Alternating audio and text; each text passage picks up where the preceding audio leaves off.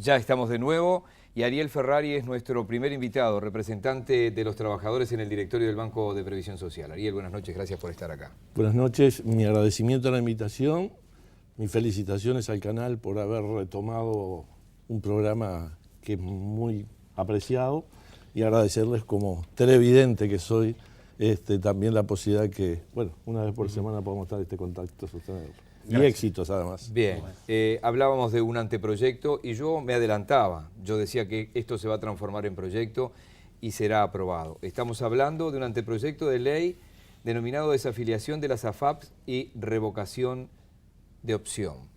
¿De qué estamos hablando? Para ir de lo general a lo particular. Bueno, primero, esto es parcialmente parte de los acuerdos del diálogo de seguridad social.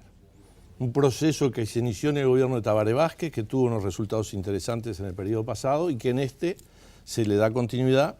Una de las mesas era el tema jubilaciones y en particular el sistema de capitalización, y hubieron acuerdos. Entre ellos es que todos los que integramos el diálogo, los partidos políticos, las AFAP, las instituciones de seguridad social, las representaciones sociales, coincidimos que hay gente que está perjudicada y que por lo tanto es necesario dar la oportunidad de desafiliarse. En donde tenemos y tuvimos diferencias es en el cómo desafiliarla y a quiénes.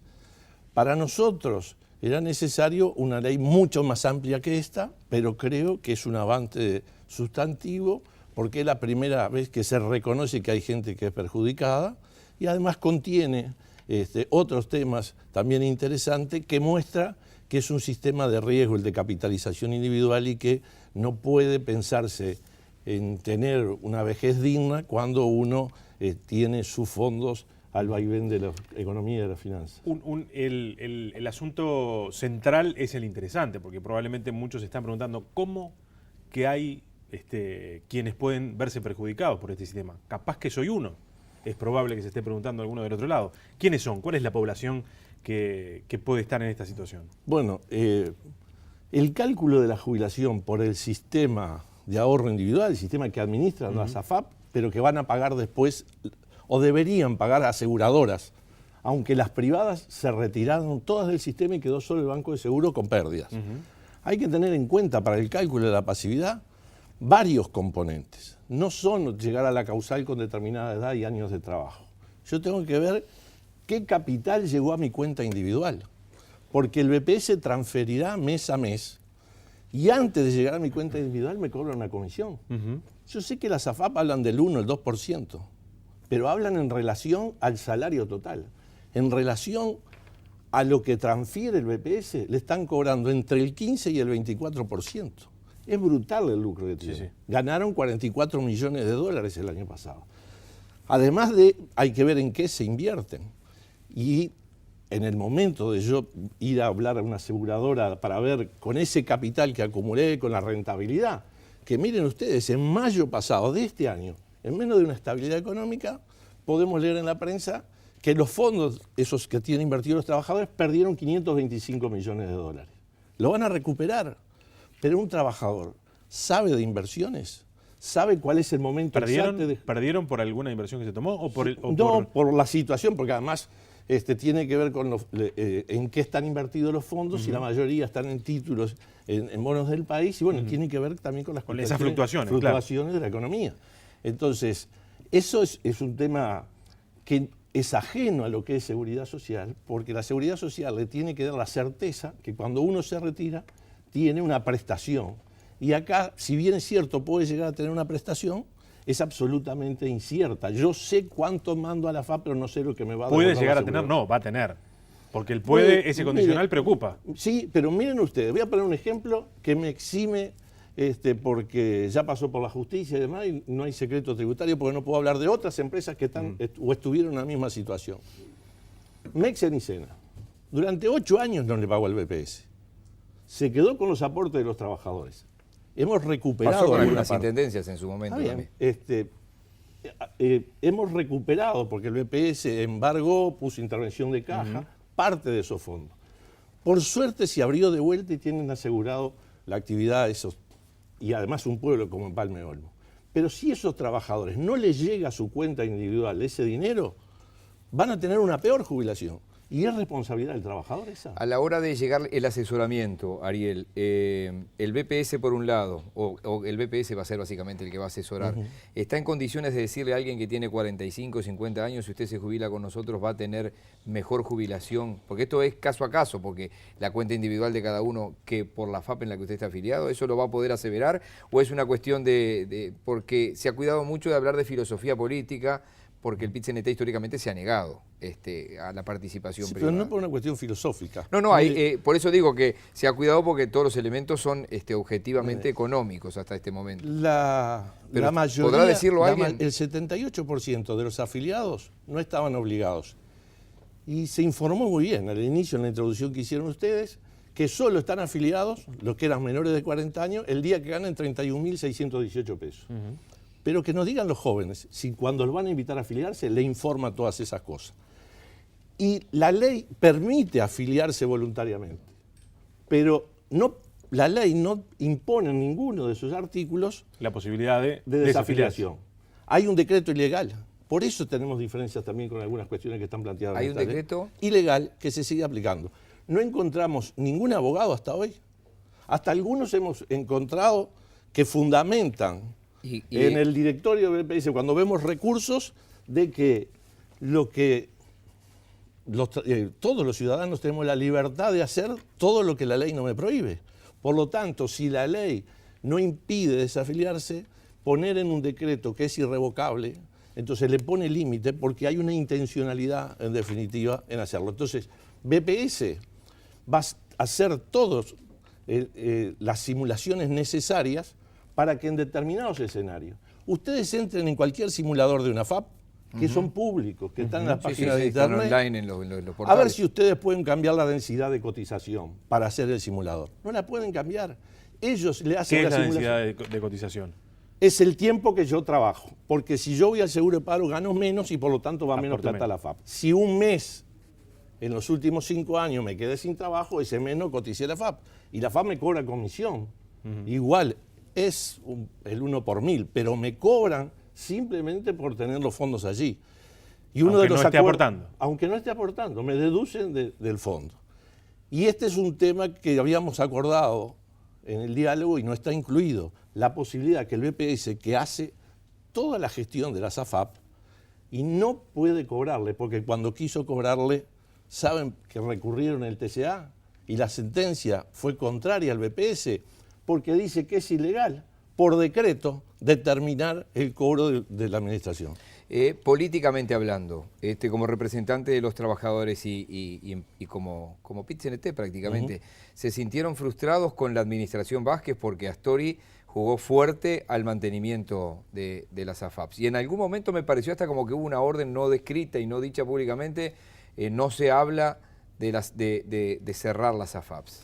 Bueno, para nada, porque en el periodo pasado ya hubo un decreto que posibilitó desafiliarse a un colectivo determinado. Nuestra visión y nuestra posición de una reforma estructural del sistema de seguridad social no es en un acto solo, es ir avanzando en forma progresiva. Por lo tanto, a este proyecto de ley lo vemos como un paso hacia esos cambios más profundos que la sociedad tiene que hacer.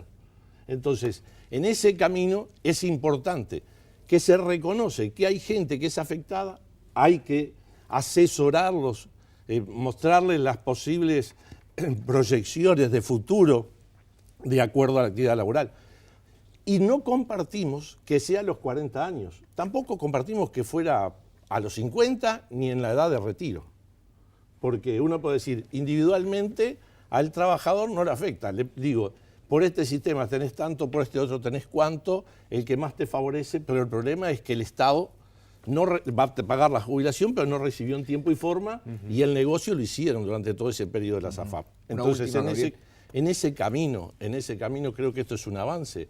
Y bueno, y hay que seguir construyendo, sobre todo información, por eso la satisfacción de estar acá con ustedes. Este va a ser uno de los primeros programas hoy. El primero de varios, lo que quiero decir. ¿Qué pasa si una vez que la ley se apruebe, que esto parece ser lo más probable, un volumen importante de trabajadores decide cambiar, decide efectivamente... O por lo menos ser asesorado. Yo Exacto. arrancaría por ahí, porque si de 200.000 Sí, sí. quieren... No, pero doy un paso más. No, primero hay que asesorarlos. Y que va a ser muy complicado, porque va a ser un volumen de trabajadores probablemente muy grande, que hay que ver si el BPS tiene la capacidad logística para atender a toda esa gente. Romano, eso se resuelve por la reglamentación. Nosotros mismos en el diálogo planteamos la necesidad de reglamentar para que en un universo mayor, porque solamente si el Banco Central depurara el padrón de ese 1.200.000, hay miles que, y si miramos los jóvenes, hay más de 140.000 jóvenes que nunca aportaron al sistema de ahorro individual.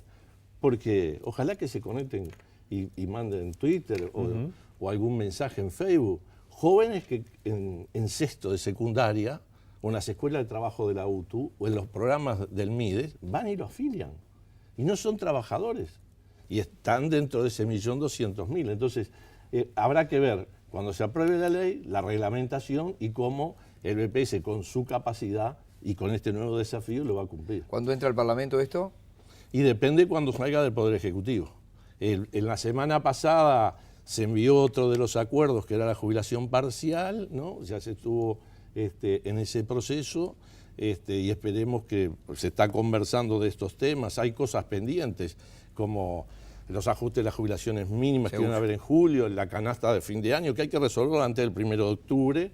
Y bueno, y por eso aprovecho pasar el chivo, la ONASPU, y apoyamos nosotros el lunes al mediodía, se concentra en la torre ejecutiva. Para apurar el trámite. Y para exigir que el ámbito realmente llegue a aplicar los acuerdos que se habían llevado. Ariel, gracias por hoy. Un gusto, como siempre. Obviamente, hoy preferimos no hacer un debate, que estuviera cada uno en su bloque, obviamente que están todos invitados a quedarse detrás de cámaras para ver la exposición de cada uno. Nos vamos, ¿te parece?, con un mensaje de un televidente a través del Twitter de Poder Ciudadano. El sistema AFAP fue tan loco para el Estado que equivale a que Miguel le dé su sueldo a Gabriel y luego le pida un préstamo. Sí, en el fondo es eso, porque los recursos genuinos de la Seguridad Social fueron a la SAFAP. La SAFAP tiene invertido casi el 75% en papeles de título del Estado.